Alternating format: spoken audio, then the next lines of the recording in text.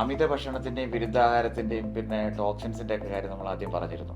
ഇതെങ്ങനെയാണ് ഇതിനെ സ്വാധീനിക്കുന്നത് കൂടെ നമുക്കൊന്ന് നോക്കണം. അതായത് സാധാരണഗതിയിൽ നമ്മുടെ ബ്ലഡിൽ ഈ കൊഴുപ്പിന്റെ അംശത്തിൽ കൂടുതലായിട്ടും കാണുന്നത് ഒമേഗ 6 ഫാറ്റി ആസിഡും ഒമേഗ 3 ഫാറ്റി ആസിഡുകളുമാണ്. ഈ കോശങ്ങളുടെ നിർമ്മിതിയിൽ പ്രധാന പങ്ക് വഹിക്കുന്നത് ഈ കൊഴുപ്പുകളാണ്.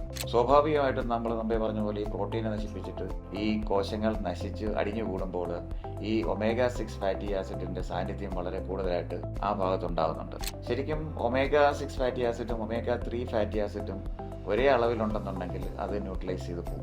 ഇവിടെ ഒമേഗ 6 ഫാറ്റി ആസിഡിന്റെ സാന്നിധ്യം കൂടുതൽ വരുന്നതുകൊണ്ട് തന്നെ അവിടെ ആ ഹെവിനെസ് കൂടുകയും ഈ ആമത്വം വീണ്ടും അവിടെ സൃഷ്ടിക്കുന്നതിന് ഒരു കാരണമായി മാറുകയും ചെയ്യും. സാധാരണ സന്ധിവാതത്തിനകത്ത് പ്രധാനമായിട്ടും മെയിൻ സന്ധികൾ, അതായത് കാലിന്റെ മുട്ടിനോ കൈയുടെ മുട്ടിനോ ഷോൾഡറിനോ ഒക്കെ ആദ്യം വരുമെങ്കിലും പിന്നീട് അത് ക്രമേണ ചെറിയ ജോയിന്റുകളിലേക്ക് ഇത് ബാധിക്കാറുണ്ട്.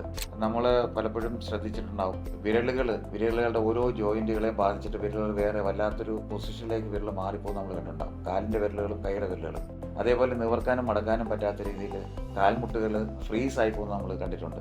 പൊക്കാൻ കഴിയാത്ത രീതിയിൽ ഷോൾഡർ ഫ്രീസായി നമ്മൾ കണ്ടിട്ടുണ്ട്.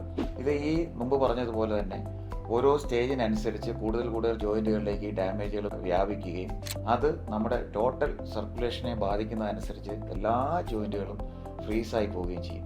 ഇതിനെന്താണ് ചികിത്സ?